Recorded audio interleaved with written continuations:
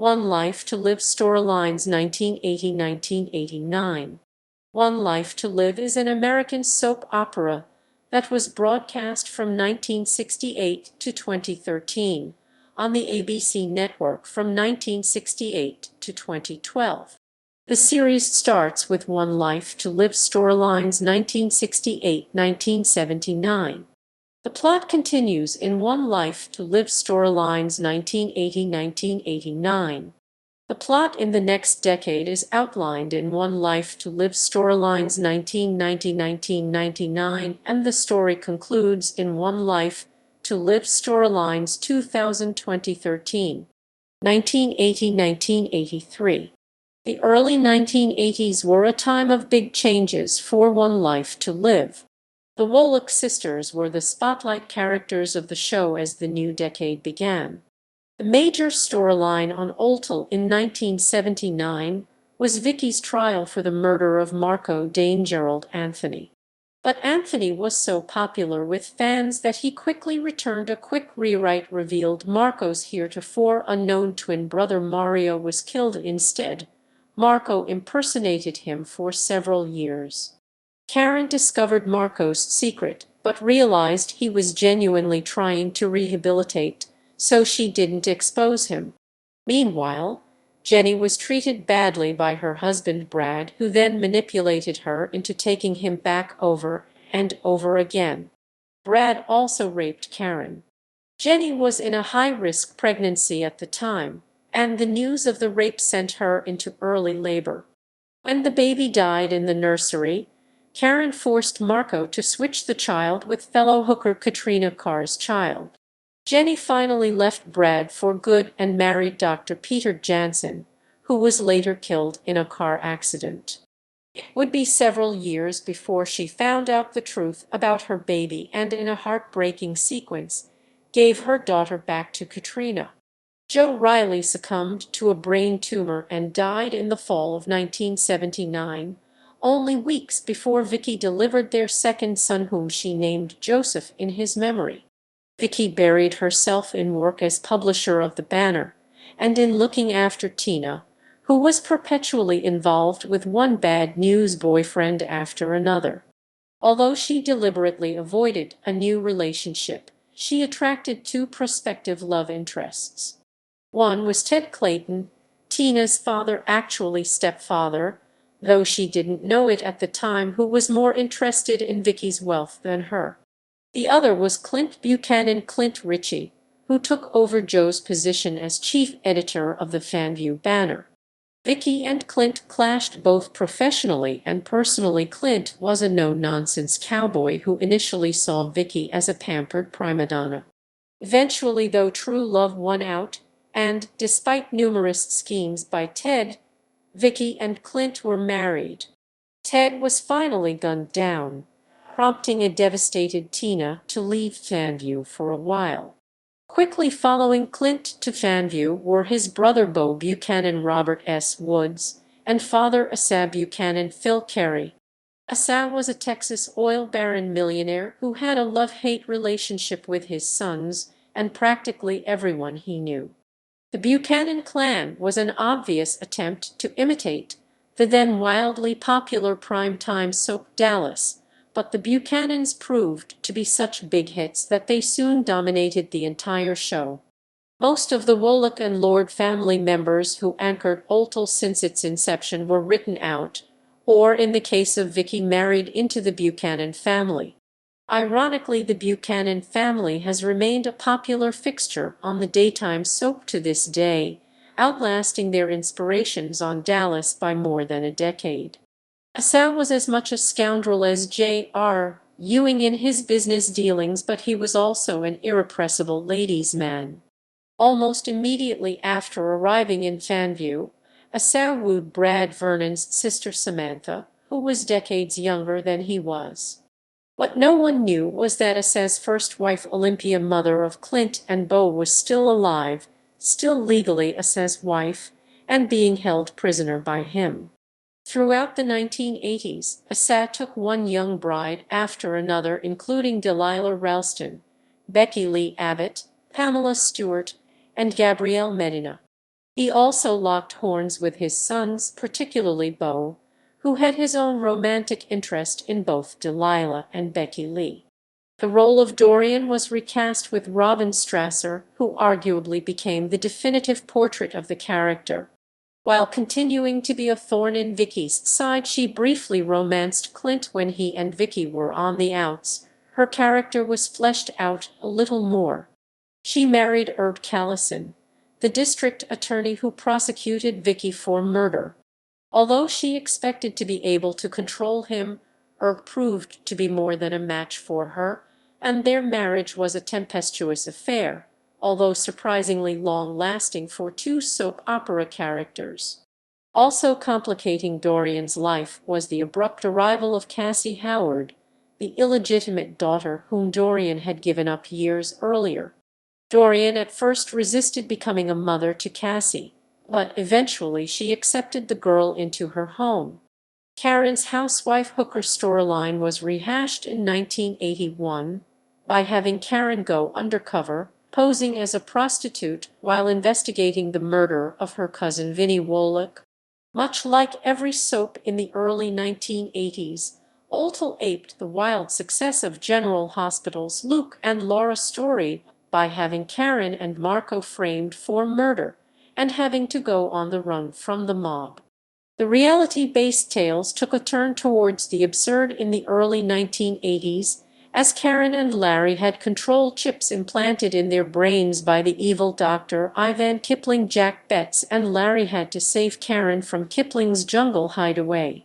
1983–1986. In 1983, Karen fell in love with fugitive Steve Piermont, Robert Desiderio, Light's real-life husband. In spite of Larry urging her to remain in Fanview, she decided she would rather go on the run with a man who needed her than stay with her old demons. Karen's sister Jenny fell in love with David Rinaldi Michael Zaslow, a concert pianist who had fathered Dorian's daughter Cassie. Although married to Herb, Dorian was at turns furiously bitter towards and jealously possessive of David. She sought to drive a wedge between David and Jenny, going as far as seducing him. Her schemes ultimately backfired. Not only was she unsuccessful at breaking up David and Jenny, Herb found out about her fling and divorced her. David and Jenny were then embroiled in a spy storyline in 1985, taking them to Vienna, Austria with Vicky and Clint.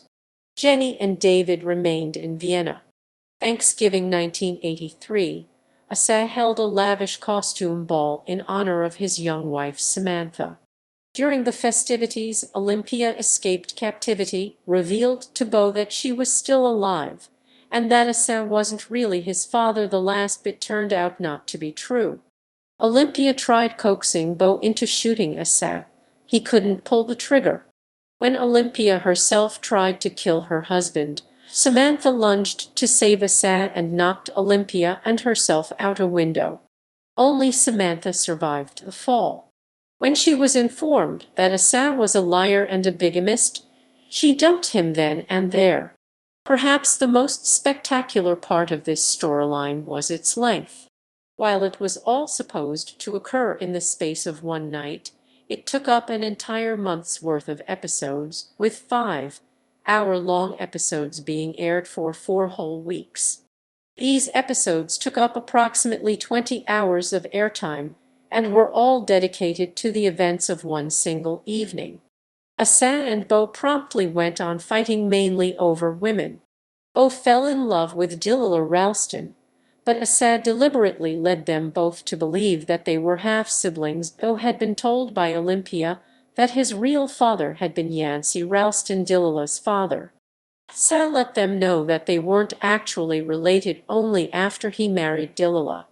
Soon afterward, Asa faked his death to test Delilah's fidelity. She wasted no time marrying Beau. Later, aspiring country western singer Becky Lee Abbott became pregnant with Beau's son Drew, but married Asa instead. Later still, Beau fell in love with and married Diddy O'Neill, whose father Harry O'Neill, Frank Converse, was a blue-collar workingman fighting SS plans to gentrify East Fanview. In 1986, it was revealed that throughout all the convoluted events of the past several years, Asa had been bigamously married to another woman, Pamela Stewart. Pamela was never involved with Beau in any way. In 1985, Vicky returned to the spotlight in one of the show's landmark storylines, The Return of Nikki Smith. Tina returned to Fanview and uncovered proof that she was Victor Lord's illegitimate daughter. Vicky angrily refused to believe Tina's claims until the discovery of a secret room in Fanfare, the Lord family mansion, that Victor had used as an illicit sex den. Shocked to discover this side of her father's persona, Vicky began having Nikki Smith episodes once again. Tina hooked up with sleazy con man Mitch Lawrence Roscoe Bourne, who concocted a plan to turn Vicky into Nikki permanently, which, thanks to a clause in Victor Lord's will, would leave Tina in control of the vast Lord fortune. But when Tina discovered Mitch wanted to kill Nikki, she turned against him. Nikki remained in control for months, causing misery for Clint. Tina rebounded from her uncharacteristic bout of selflessness in order to seduce Clint. Nikki was able to imitate Vicky's mannerisms well enough to fool people into thinking she was really Vicky. She then used Clint's transgression with Tina as grounds to divorce him. Clint was eventually able to shock Vicky back to her senses. With Nikki banished once more, Vicky happily remarried Clint. On their wedding day, she broke the news to him that she was pregnant with his child. Almost 9 months later, Vicky delivered daughter Jessica. The wildly popular Nikki Smith storyline re-energized Oltel. It was during the Paul Roch era when One Life to Live would maintain consistently high ratings, placing it in the top 3 of daytime soap operas from 1985 into the late 1980s. Oltel also found success with the enormously popular super couple pairing of Tina and good-hearted cowboy Cordero Cord Roberts John Loprino. The two fell madly in love from the moment they met, but Tina was intent on marrying a rich husband. When she discovered that Cord was the illegitimate son of Clint and potential heir to Buchanan Mega Millions, she wasted no time marrying him. Cord, however, would soon become disgusted by Tina's conniving ways. Complicating matters was Cord's mother, Maria Roberts Barbara Luna, who despised Tina and sought to undermine her at every turn. Maria was also still in love with Clint and wanted to break up Clint and Vicky in order to win him back.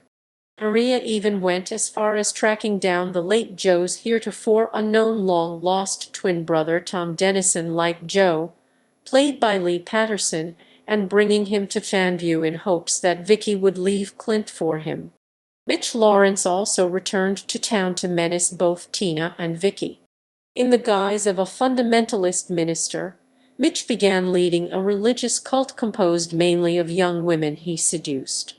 He tried to rape Cassie, but was presumably killed in self-defense by Dorian. Dorian was wrongly found guilty of premeditated murder and sent to prison. But evidence would lead to her conviction being overturned, releasing Dorian from jail. She would continue her TV journalism career at WVLE while finding romance with private investigator John Russell. With Cassie visiting her father, David, in Vienna, Dorian also found a young protégé in Diane Bristol. But Diane had a dark side and was secretly involved with John's sociopath nephew, Jamie Sanders' criminal activity. Cassie returned to Fanview and became suspicious of Diane's focus on Dorian.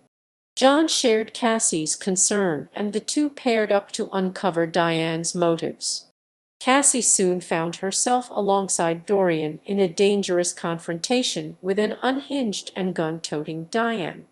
Dorian saved Cassie by intercepting Diane, causing her to fall to her death through her penthouse's plate glass window. Soon Dorian noticed that Cassie had grown close with John during the ordeal.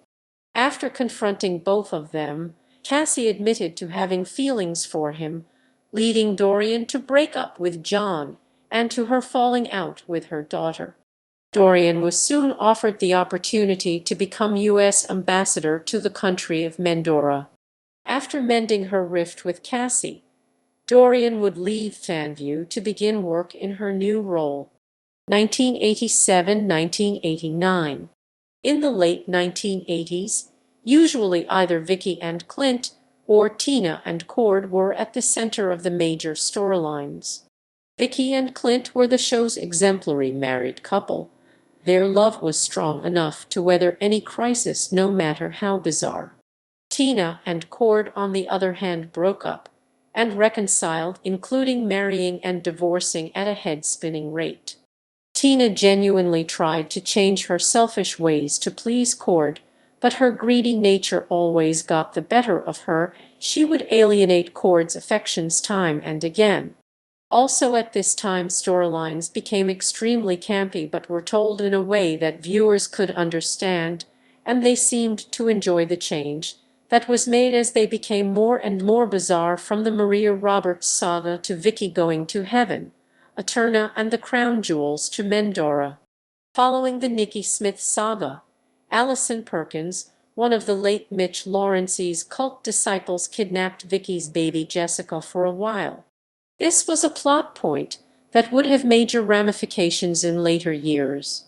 Then, in 1987, Vicky underwent a brain operation to remove an aneurysm.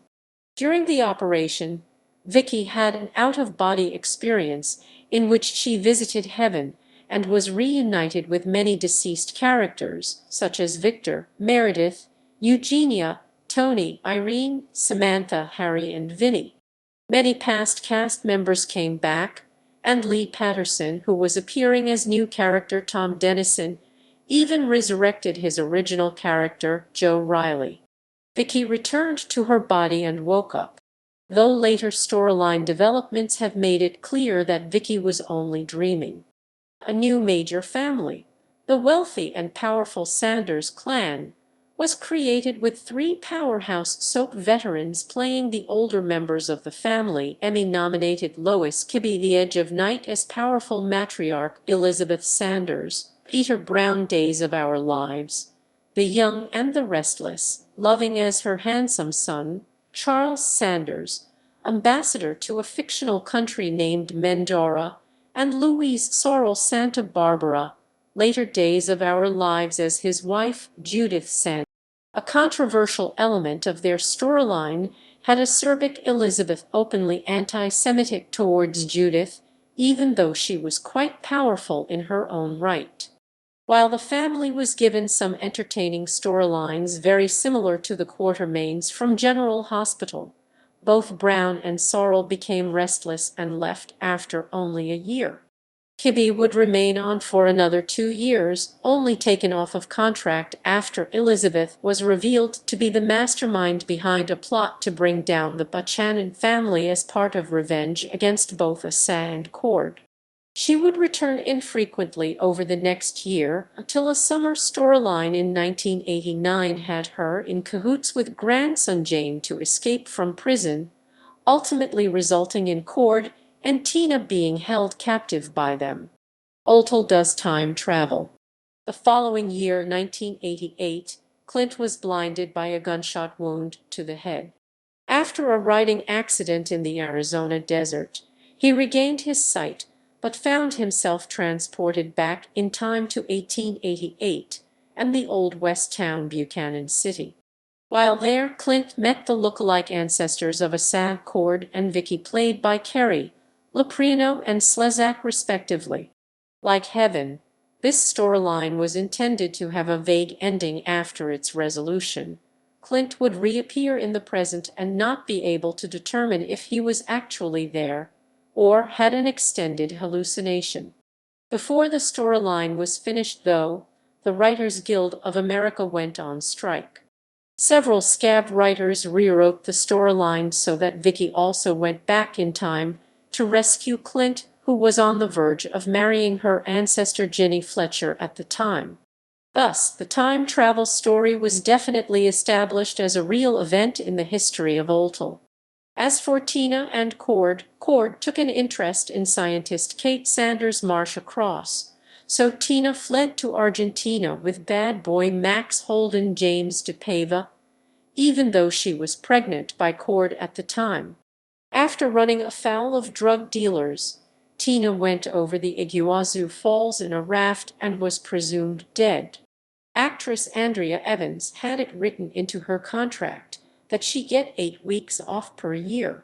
Meanwhile, Tina was alive and well and being kept alive in the jungle. Cord rebounded by proposing to Kate, but Tina crashed the wedding ceremony carrying a baby she claimed was Cord's son, though it was not. Baby Al had actually been Maxie's son by Gabrielle Medina Fiona Hutchison. Tina then got into a scuffle with Cord's mother Maria and accidentally killed her. Because she tried to cover up her accidental involvement, Tina was wrongfully found guilty of deliberately murdering her and sent to jail for several months. After getting out of jail, Tina learned she had not miscarried Cord's son after her plunge over the falls, but that a ring of baby sellers had stolen the child. Tina and Max tracked down the baby, and Max had to storm a castle ramparts to rescue both Tina and the baby, named Clint Jr. or C.J. Roberts in honor of Clint, who was thought dead at the time. Tina almost married Max, but while saying her vows, she said Cord's name by accident. This caused Max to abruptly leave her at the altar. Max and Gabrielle became popular characters in their own right and were spun off into their own storyline. Another popular new character at the time was Renee Devine, played mainly by Patricia Elliott, as the new love of Asa's life. For years, Asa had typically favored trophy wives, much younger women whom he could control or attempt to control. However, Renee was his peer and a former Texas madam. She was worldly and strong-willed enough to stand up to Asa, whom she often called an old coot. Patrick London impersonates Bo Buchanan. Bo returned to Fanview. Actor Robert S. Woods had left the series for 2 years and took center stage for a while in 1988. When he came back to town, he was mysteriously divorced from his wife Didi and acted quite strangely. Several months after his return, it was revealed that this was not the real Bo, but an imposter nicknamed Phobo, who was part of Elizabeth Sanders' elaborate scheme to stage a hostile takeover of Buchanan Industries. The real Bo, his wife Didi, and even his ex-wife Delilah, were being held prisoner in a bunker. The real Bo, who escaped imprisonment and had a showdown with his imposter, thwarted the hostile takeover scheme. Alas, Didi was killed, but Bo eventually found happiness again with Sarah Gordon Jensen Buchanan, who had been Clint's therapist during the time he was blind. Soap within a soap, Fraternity Row. Oltel engaged in some meta-humor in 1988 when several characters became involved with the production of a fictional soap opera called Fraternity Row. The backstage antics at the soap became a central storyline for Oltel for several years. The star of the soap was Sarah's sister Megan Gordon Jessica Tuck, a petty diva. Megan got involved with Max, who took her down a peg or two. But Megan would have a major impact in the life of central heroine Vicky. Much to her surprise, Vicky learned that she had become Nikki Smith while still a teenager much earlier than anyone knew, and that her father Victor had a hypnotist erase her memory of the incident. Even more shocking was the revelation that Vicky/Nikki had given birth to a daughter. Adding insult to injury, Vicky's longtime best friend Larry Woloch had delivered the baby and helped Victor cover the incident up. Eventually, Vicky would learn that the baby she had given birth to was Megan. But there were plenty of bizarre twists and turns to unravel before mother and daughter were reunited. The lost underground city of Eterna. Oltel took a turn towards science fiction in early 1989 as Through Michael Grand's machinations, Vicky and several others, including Tina, Cord, Gabrielle, and several others, were trapped in the underground city of Eterna. Alone with Vicky in the underground city, Roger Gordon finally confessed his long-buried secret. He was raised in Eterna, but had found a way to escape. He met Vicky when she was in high school. They made love. One day, Vicky watched in horror as the entrance to Eterna exploded.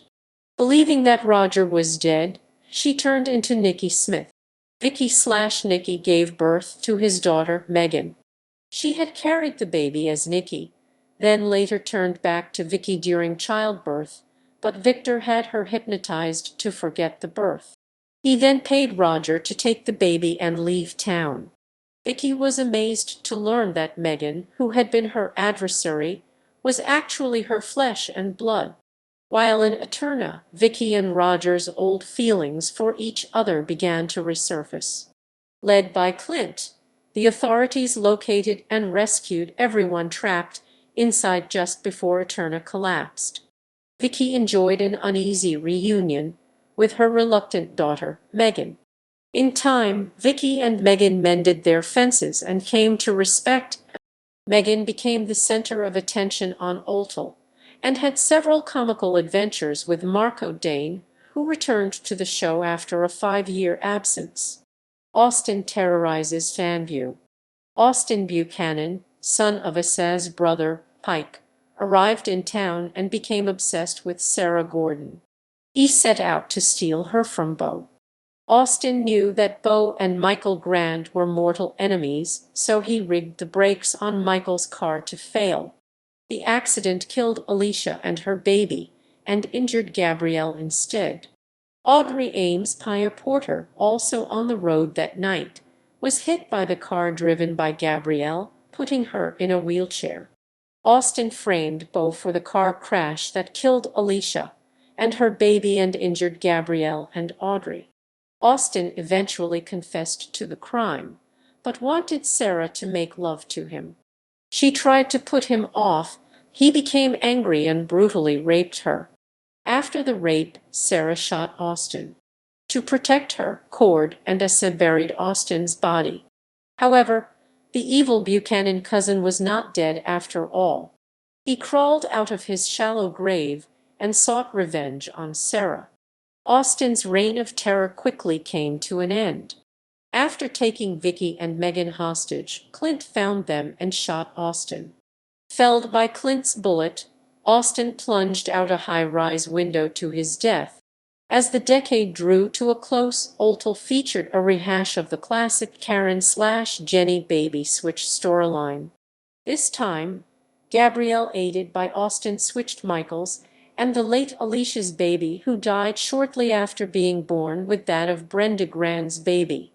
At the same time, Megan went into a fugue state in which she believed she was her Fraternity Row character Ruby Bright, a riff on her mother Vicky's Nikki Smith escapades.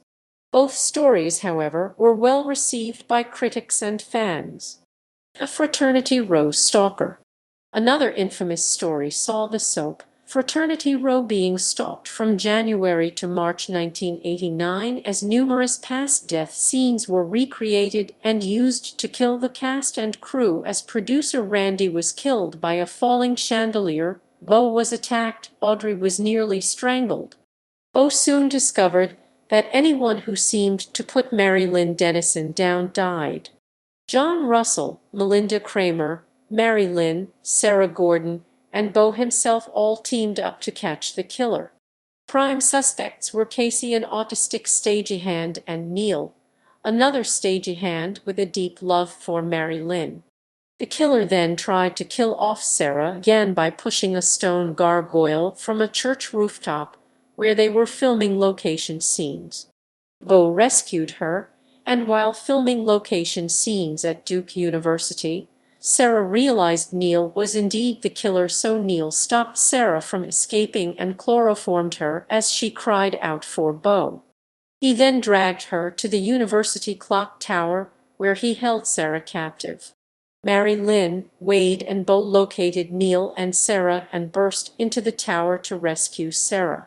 Neil had an axe to defend himself with and pushed Wade over a railing as Mary Lynn hovered over Neil in tears. Bo fell down a flight of stairs as Neil headed over to kill Sarah, Wade, and Bo until Bo battled Neil one last time before the cops arrived. The infamous crown jewels of Mendora.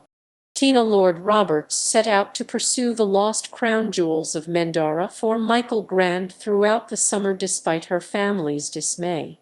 But what she did not know was that many of her past enemies were also after the jewels, among them being Jamie and Elizabeth Sanders and Ursula Blackwell.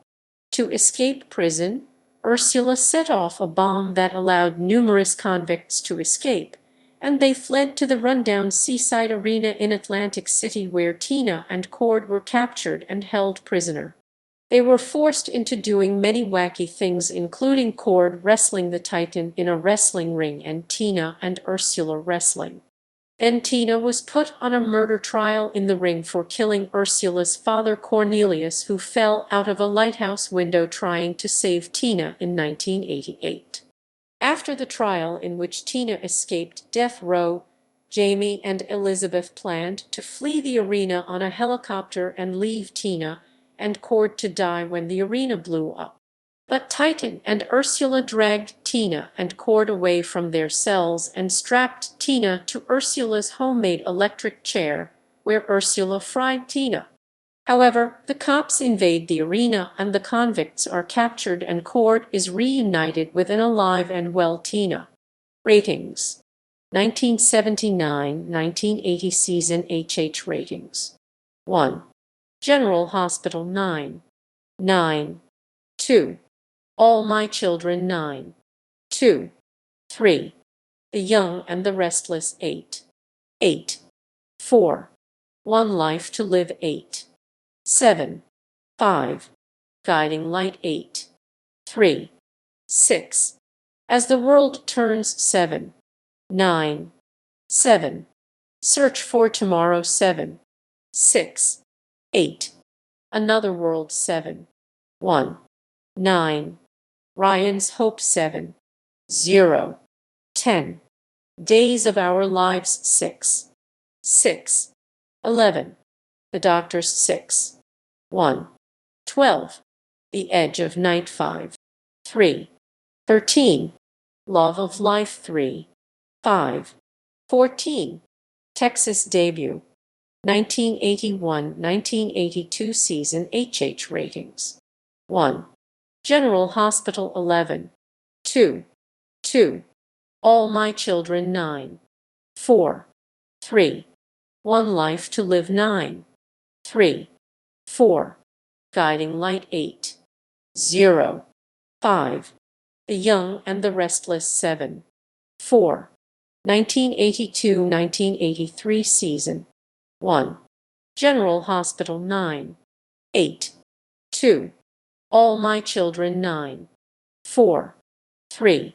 One Life to Live 8. 1. 4. The Young and the Restless 8. 0. 5. As the World Turns 7. 6. 1983-1984 season. 1. General Hospital 10. 0. 2. All My Children 9. 1. 3. The Young and the Restless 8. 8. 4. One Life to Live 8. 2. 5. Guiding Light 8. 1. 1984-1985 season HH ratings. 1. General Hospital 9. 1. 2. All My Children 8. 2. 3. The Young and the Restless 8. 1. 4. Guiding Light 7. 5. 5. One Life to Live 7. 3. 1985-1986 season. 1. General Hospital 9. 2. 2. The Young and the Restless 8. 3. 3. All My Children 8. 0. 4. One Life to Live 7. 8. 5. Days of Our Lives 7. 2. 1986-1987 season. 1. General Hospital 8. 3. 2. The Young and the Restless 8. 0. 3. One Life to Live 7. 2. 4. All My Children 7. 0. 4. Days of Our Lives 7. 0. 1987-1988 season. 1. General Hospital 8. 1-1 in viewers. 2. The Young and the Restless 8. 1-2 in viewers. 3. One Life to Live 7. 7. 3. All My Children 7. 7. 5. Days of Our Lives 7. 1. 1988-1989 season HH ratings. 1. The Young and the Restless 8. 1. 2. General Hospital 7. 5. 3. One Life to Live 7. 1. 4. All My Children 6. 7. 5. Days of Our Lives 6. 5.